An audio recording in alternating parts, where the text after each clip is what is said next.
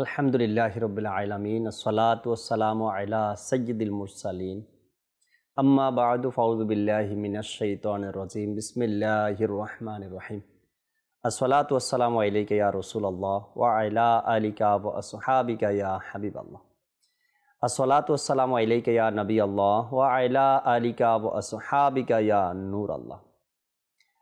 নবী আকরাম সাল্লাল্লাহু তাআলা আলাইহি ওয়াসাল্লামের আলিশান ফরমান, কিয়ামতের দিন আমার সবচাইতে নিকটে ওই ব্যক্তি হবে যে দুনিয়াতে আমার উপর বেশি পরিমাণে দুরূদ শরীফ পাঠ করবে। মাদানী চ্যানেলের দর্শক শ্রোতা, কিয়ামতের দিন কেমন ভয়াবহ দিন হবে, কত কঠিন হবে এক একজন ব্যক্তির জন্য। পথ চলা সেই দিন, পথ অতিক্রম করা সেই দিন, আর কিয়ামতের ময়দানে স্থির হয়ে দাঁড়ানো মানুষের জন্য কতটা কষ্টদায়ক হয়ে যাবে। আর সেই কঠিন মুহূর্তে, সেই পেরেশানির সময় যখন আর কেউ থাকবে না, একমাত্র নবী আকরাম সাল্লাল্লাহু আলাইহি সাল্লামই থাকবেন শাফাআতের জন্য। আর যদি কোনো ব্যক্তি নিজের নবীর সবচাইতে কাছে নিকটে থাকতে পারে, তো তার জন্য ওই দিন এর চাইতে আর কি বড় পাওয়া হতে পারে। আর এজন্য নবী আকরাম সাল্লাল্লাহু আলাইহি সাল্লাম আমাদেরকে, আমরা ওয়াজিফা বলতে পারি বা আমল বলতে পারি বা নাজাত পাওয়ার এক মাধ্যমও বলতে পারি দুরূদ শরীফ। কত সুন্দর হাদিসে মোবারকা। আর এর উপরে আমল করে জানি না উম্মতে মুহাম্মাদি কত কত মানুষ নিজের পরকালকে সুন্দর করেছে এই আমলের উপরে গুরুত্ব দিয়ে। যে ব্যক্তি দুনিয়াতে বেশি পরিমাণে দুরূদ শরীফ পাঠ করবে, কিয়ামতের ময়দানে ওই ব্যক্তি হুজুর সাল্লাল্লাহু আলাইহি সাল্লামের নিকটে থাকবে। আমরা নিয়ত করিনি কিয়ামতের ময়দানের সেই আগুন, সেই আযাব আর সেই কষ্টদায়ক ওই সময়কে নবী আকরাম সাল্লাল্লাহু আলাইহি সাল্লামের পাশে থেকে যদি কাটাতে পারি, তবে সেই কষ্ট আর কষ্টই অনুভব হবে না। সাল্লু আলাল হাবিব সাল্লাল্লাহু তাআলা আলা মুহাম্মদ সাল্লাল্লাহু তাআলা আলাইহি ওয়াসাল্লাম। মাদানী চ্যানেলের দর্শক শ্রোতা, উপস্থিত হয়েছি মাদানী চ্যানেলের ধারাবাহিক অনুষ্ঠান কিয়ামতের শত নাম নিয়ে। আমরা বিগত পর্বে কিয়ামত সমূহের বিভিন্ন নাম নিয়ে আলোচনা করেছি বা শুনেছি, আর তা থেকে কিছু আয়াতে কারিমা এবং হাদিসে মোবারকাও আমরা শ্রবণ করার চেষ্টা করেছি। কিয়ামতের কোন কোন নামের কি কি বিষয় রয়েছে, আজকেও একটি বিষয় নিয়েছি আলোচনা করার জন্য। কিয়ামতের একটি নাম নিয়েছি, যদি সম্ভব হয় 2-3টি নামও আপনাদেরকে শুনিয়ে দেওয়ার চেষ্টা করবেন ইনশাআল্লাহ তাআলা।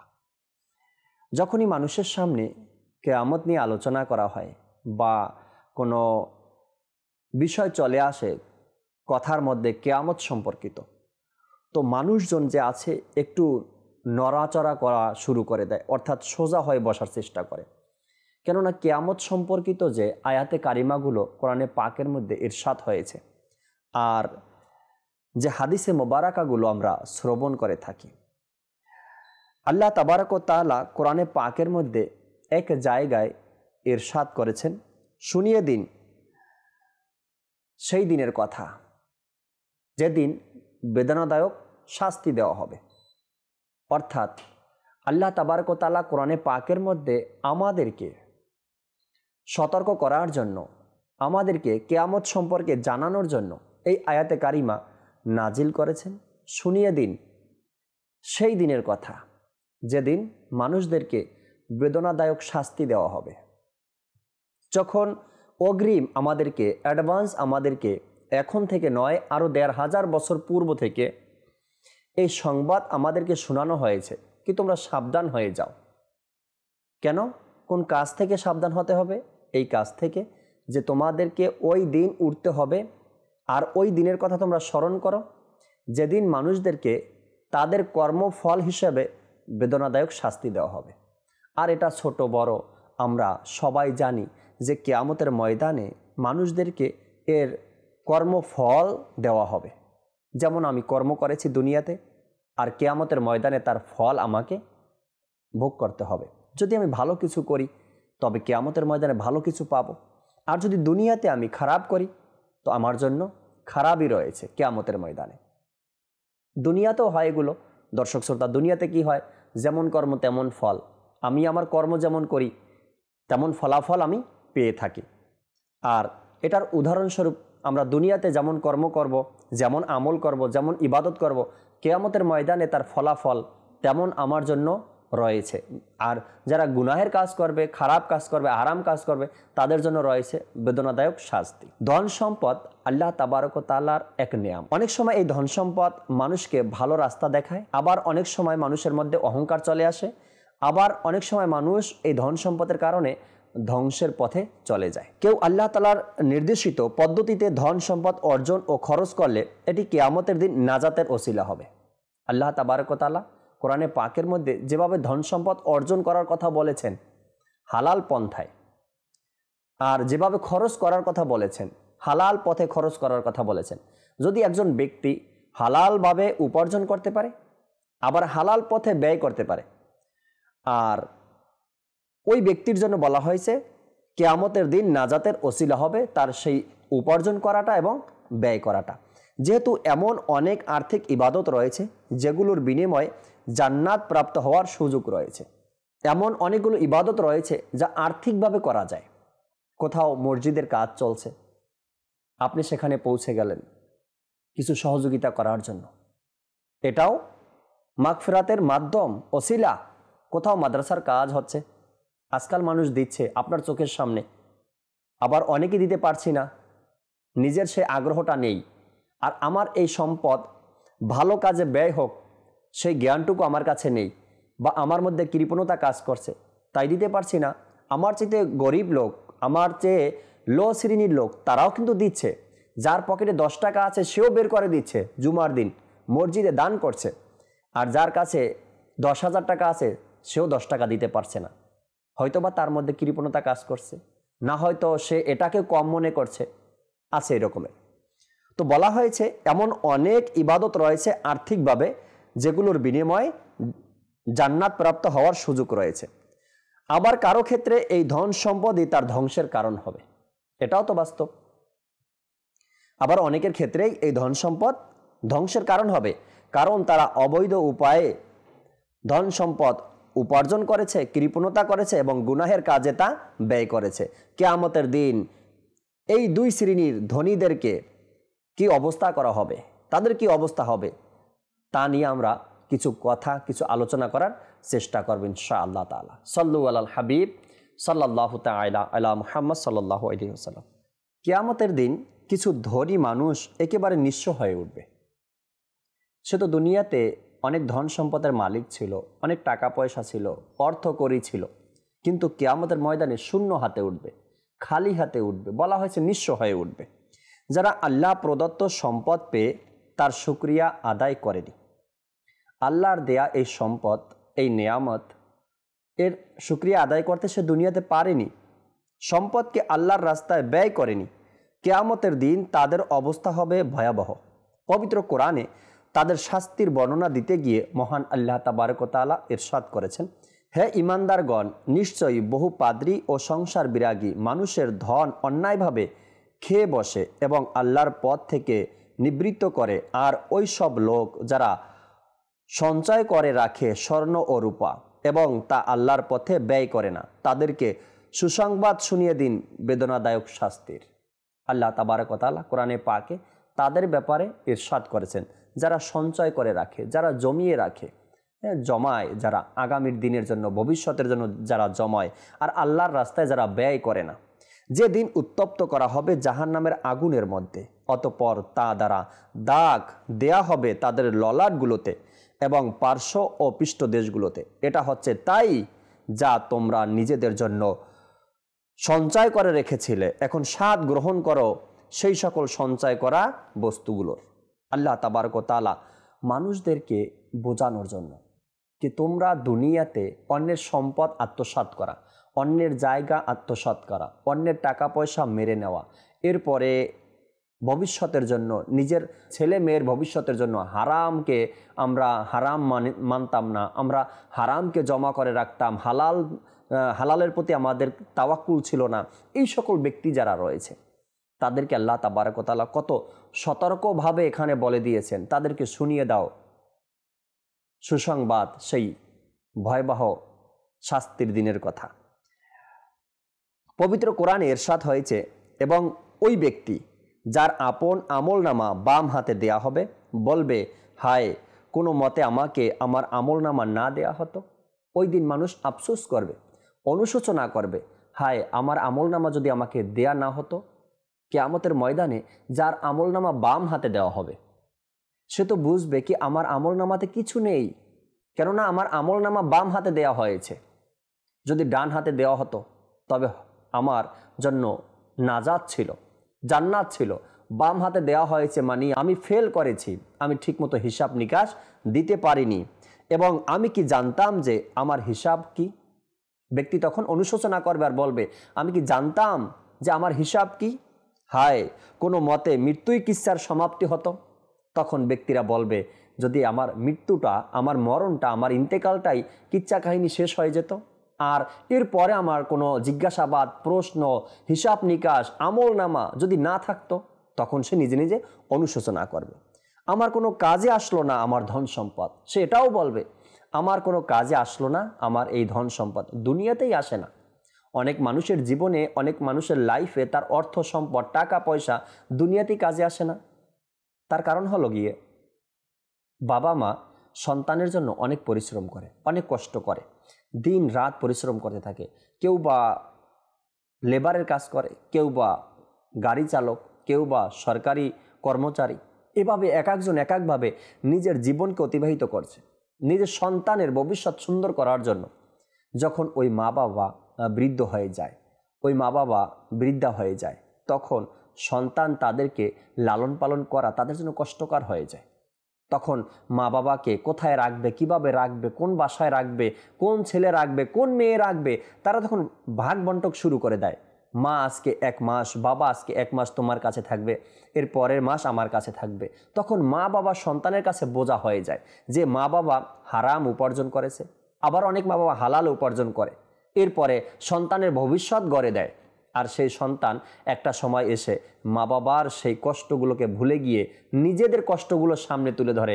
এই মানুষগুলো কিভাবে এখন আমরা চালাই, কিভাবে আমরা তাদেরকে খেদমত করি। তখন অনেক সময় মা বাবার স্থান হয় ওল্ড হাউজে। আমরা জানি এই কাহিনীগুলো, এই কথাগুলো। তার এই যে ধন সম্পদ, 5 তলা বাড়ি, 10 তলা বাড়ি, বাড়ি গাড়ি, অর্থ সম্পদ, মান সম্মান, তখন তার কোনো কাজে আসে না, দুনিয়াতেই আসে না অনেক সময়। এরপরে তো পরকাল রয়েই গিয়েছে। এই জন্য অনেকেই অনুশোচনা করবে, কিয়ামতের দিন আমার কোনো কাজেই আসলো না আমার ধন সম্পদ। আসলেই বাস্তব, কারো কোনো কাজে আসবে না। দুনিয়াতে যখন আমরা পোশাক বানাই, তখন 2-1টা পকেট থাকে, কিছু টাকা রাখার জন্য হলেও 2-1টা পকেট থাকে। কিন্তু শেষ দিন আপনার আমার, দুনিয়াতে যে দিনটা আমার শেষ দিন হবে, সেদিন যে পোশাক পরানো হবে, আসলেই সেই পোশাকের মধ্যে কোনো পকেট থাকবে না। অর্থ সম্পদ তো নেওয়া দূরের কথা, খালি কোনো পকেটও থাকবে না। এক ব্যক্তির একটি ঘটনা এরকমের হয়তো আপনারা এর পূর্বেও শুনেছেন। এক ব্যক্তি মানুষকে শিক্ষা দেওয়ার জন্য, মানুষকে বোঝানোর জন্য সে তার এক চিন্তা ভাবনা তার রেখে যাওয়া ডায়েরির মধ্যে লিখে গেলেন যে মানুষ দুনিয়াতে আজকে একদম খেয়াল, কোনো গুরুত্ব, নিজের লাইফ, নিজের জীবন, নিজের পরকালের জন্য কোনো গুরুত্ব মানুষের কাছে নেই। তো আমার এই লিখে যাওয়া চিঠিটা আমার মরার পরে যেন তোমরা একটু এটার অনুসরণ করো। সে তার চিঠির মধ্যে লেখলো, যখন আমি মারা যাব, আমার লাশ যখন কবরস্থানের দিকে নিয়ে যাওয়া হবে, তখন আমার হাত দুটো যেন কাফন থেকে বের করে দেওয়া হয়, কাফন থেকে যেন হাত দুটো বের হয়ে থাকে। তো এর কারণ জিজ্ঞাসা করা হলো, তার কারণে সে লিখে গেলেন যে দুনিয়াতে যারা ধন সম্পদ উপার্জনকারী, হারামভাবে ধন সম্পদ উপার্জন করে নিজের ভবিষ্যৎ সুন্দর করার জন্য, সন্তানের ভবিষ্যৎ সুন্দর করার জন্য, যারা হারাম উপার্জন করে, অন্যের সম্পদ লুটে নেয়, অন্যের জায়গা সম্পত্তি দখল করে নেয়, তাদের শিক্ষার জন্য। আর ওই ব্যক্তিও ছিল যে ব্যক্তি এই নসিহত বা তার লেখা ডায়েরির মধ্যে লিখে গেলেন, সেও একজন টাকাওয়ালা ব্যক্তি ছিলেন। তো সে যখন ইন্তেকাল করলো, লোকেরা তার লাশ যখন কবরস্থানের দিকে নিয়ে যাচ্ছে, কাফন পরানো, কিন্তু কাফন থেকে 2টা হাত এভাবে বের করে রেখেছে, 2টা হাত সোজা ছিল। তো যখন নিয়ে যাচ্ছে, মানুষজন জিজ্ঞাসা করলো, এটা তো এই প্রথমবার দেখলাম যে কোনো ব্যক্তি ইন্তেকালের পরে তার কাফন থেকে হাত বের করে রাখা। তার যারা সাথী ছিল তারা বলল, দুনিয়াবাসীর জন্য এটা অনেক বড় শিক্ষা।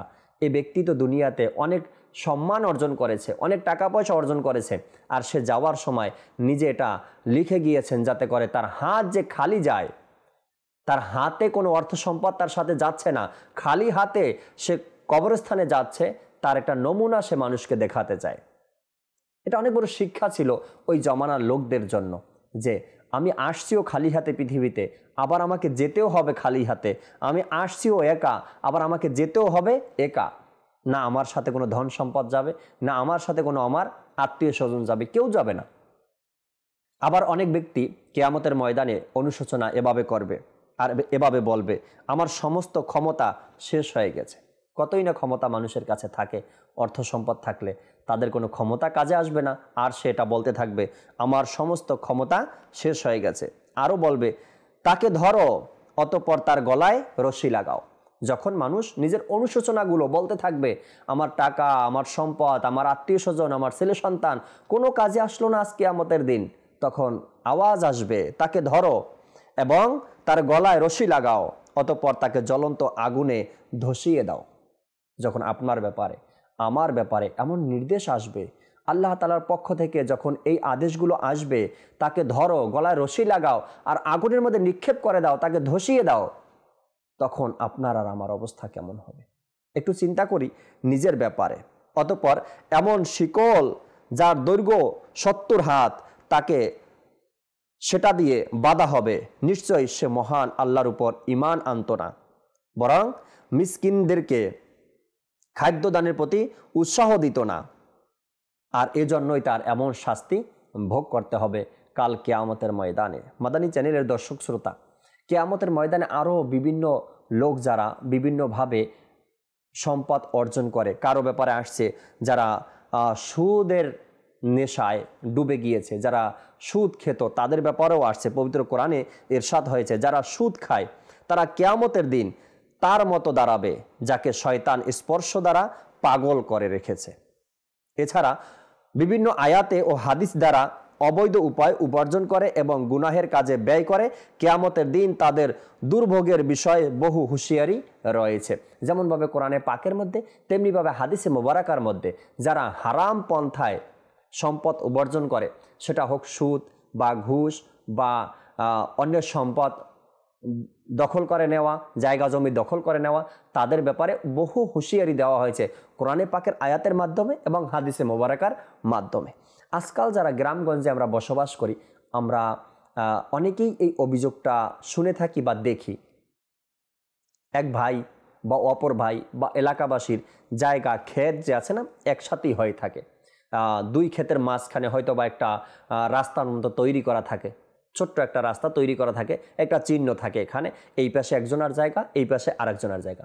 যখন ফসল ফলানোর সময় আসে, বৈশাখ মাস হোক বা জ্যৈষ্ঠ মাস হোক, তখন বৃষ্টি পড়ে হালকা, আর এই বৃষ্টির কারণে কিছু মাটি নরম হয়। নরম হওয়ার কারণে তারা নতুন ফসল ফলাবে। তো যে রাস্তাটা বানানো হয় দুইজনার জায়গার মাঝখানে, তো এখানে এই রাস্তাকে এই সাইড থেকেও তারা কাটে, আবার এই সাইড থেকেও তারা কাটে, পুরা ক্ষেতের চতুর্দিক পরিষ্কার করে, এরপর এখানে চাষাবাদ করে, নতুন ধান লাগানো হয় বা সবজি লাগানো হয়। তো অনেকেই বলে কি, এই যে ব্যক্তি আছে না, প্রতি বছর সে কাটবে, 4 আঙ্গুল 6 আঙ্গুল করে এই রাস্তাটা কাটবে, কিন্তু এটাকে নতুন মাটি দিয়ে আর বাড়াবে না, কাটবে। আবার আগামী বছর যখন আসবে সে আবার 4 আঙ্গুল 6 আঙ্গুল কাটবে, অর্থাৎ কাটতে কাটতে কাটতে কাটতে দেখা গেছে পুরো রাস্তাটাই অন্য ব্যক্তির জমির মধ্যে চলে গেল। আর এই ব্যক্তি 2, 4, 5 বছর পরে দেখা গেছে 1 হাত বা 2 হাত জায়গা নিজের দখলে নিয়ে নিয়েছে। এরকমের অনেকের ব্যাপারে কিন্তু রিপোর্ট আসে, বা অনেকের ব্যাপারে বলে কি, শুধু প্রতি বছর রাস্তা কাটে আর নিজের মধ্যে জায়গা দখল করে। এই যে গোপনে, এটা গোপন সূত্র, গোপনে গোপনে আমরা কি করি, নিজের রাস্তা কাটি, প্রতি বছর করে 4 আঙ্গুল বা 6 আঙ্গুল রাস্তা কাটি, আর নতুন করে 4 আঙ্গুল 6 আঙ্গুল জায়গা আমার মধ্যে দখলে চলে আসে। আর ওই ব্যক্তি তো টেরও পায় না, আর যার জায়গা আমার দখলে আসতেছে সে জানো না, কিন্তু রাস্তা যখন তৈরি হয়েছিল উভয়ের জায়গার মধ্যেই রাস্তা তৈরি হয়েছিল। এই যে ছোটখাটো বিষয়গুলো। আর হাদিসে পাকের মধ্যে আসছে, যে ব্যক্তি অন্যের জায়গা দখল করে নিবে, তো তো ওই যে জায়গা যতটুকু সে দখল করেছে ওই জায়গাকে কিয়ামতের ময়দানে তাকে হার বানিয়ে মালা বানিয়ে ওই ব্যক্তির গলায় পরিয়ে দেওয়া হবে। এবার তার ওজন সহ্য করো। এবার তার ভারী যে মাটি কতটা ওজন হতে পারে, কতটা ভারী হতে পারে, ওই মাটির মালা তার গলায় পরিয়ে দেওয়া হবে আর সেই ওজন তাকে বহন করতে হবে কিয়ামতের দিন। অথচ আজকে আমরা মাত্র 4 আঙ্গুল জায়গা 6 আঙ্গুল জায়গার জন্য, জমির জন্য কত বাহানা আমরা বের করি কিভাবে খাওয়া যায়। এজন্য আমাদেরকে এই ধন সম্পদ উপার্জনের ব্যাপারে একটু সতর্ক হওয়া দরকার। ধন সম্পদ উপার্জনের ব্যাপারে আমাদেরকে আরও সতর্ক হতে হবে, যাতে করে আমরা নিজের আখিরাতকে নষ্ট না করি। হাদিসে পাকের মধ্যে আসছে, যারা তাদের সম্পদ ব্যয় করে মসজিদ স্থাপন করবে কিয়ামতের দিন তারা বিশেষ মর্যাদার অধিকারী হবে। যারা নিজের সম্পদ ব্যয় করে মসজিদ তৈরি করবে তারা কিয়ামতের দিন বিশেষ মর্যাদার অধিকারী হবে। ওসমান ইবনে আফফান রাদিয়াল্লাহু তাআলা আনহু বলেন, আমি নবী আকরাম সাল্লাল্লাহু আলাইহি সাল্লামকে বলতে শুনেছি, যে ব্যক্তি আল্লাহ তাআলা সুপ্রসন্নতা অর্জনের জন্য একটি মসজিদ তৈরি করে, আল্লাহ তাআলা তার জন্য জান্নাতে অনুরূপ একটি ঘর তৈরি করেন। তিরমিজি শরীফের মধ্যে এই হাদিসে পাকটি এসেছে। যে ব্যক্তি মসজিদ তৈরি করবে আল্লাহ তাআলা তার জন্য জান্নাতে একটি ঘর নির্মাণ করবেন। সাহাল রাদিয়াল্লাহু তাআলা আনহু থেকে বর্ণিত, রাসূল আকরাম সাল্লাল্লাহু আলাইহি ওয়াসাল্লাম ইরশাদ করেছেন, আমি ও এতিমদের প্রতিপালনকারী জান্নাতে এমনিভাবে থাকব। এই বলে তিনি সাল্লাল্লাহু তাআলা আলাইহি ওয়াসাল্লাম শাহাদাত ও মধ্যমা আঙ্গুল দুটি দ্বারা ইঙ্গিত করলেন এবং এই দুটির মাঝখানে কোনো ফাঁকা রাখলেন না, আর বললেন, সে এবং আমি জান্নাতের মধ্যে এভাবে থাকব, অর্থাৎ একত্রিত হয়ে থাকব। কোন ব্যক্তি? রাসূল সাল্লাল্লাহু আলাইহি সাল্লাম এবং যে ব্যক্তি এতিমদের দেখাশোনা করে, তার সম্পদ এতিমদের পিছনে ব্যয় করে, যার সম্পদ দ্বারা এতিমরা উপকার সাধন হয়, ওই ব্যক্তির ব্যাপারে রাসূল আকরাম সাল্লাল্লাহু আলাইহি সাল্লাম বললেন, আমি এবং ওই ব্যক্তি যারা এতিমদের প্রতি খেয়াল রাখে, আমি আর সে জান্নাতে এভাবে থাকব। তো আমার সম্পদ যেন ভালো কাজে ব্যয় করতে পারি। এক তো উপার্জনের ব্যাপারে আমরা সতর্ক থাকব, হালালভাবে উপার্জন করব, এবং ব্যয় করার ব্যাপারে, খরচ করার ব্যাপারে আমরা নিজের সম্পদ যেন আমরা ভালো কাজে ব্যয় করতে পারি সেদিকেও আমরা খেয়াল রাখবো। আল্লাহ তাবারক ওয়া তাআলা আমাদেরকে বোঝার তৌফিক দান করুক। সাল্লু আলাল হাবিব সাল্লাল্লাহু তাআলা আলা মুহাম্মদ সাল্লাল্লাহু তাআলা আলাইহি ওয়াসাল্লাম।